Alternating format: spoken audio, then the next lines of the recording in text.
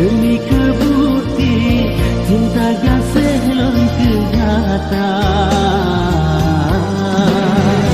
Ya Malayan wahlun Ibrahim sebagai saksi cinta lon suci dinda.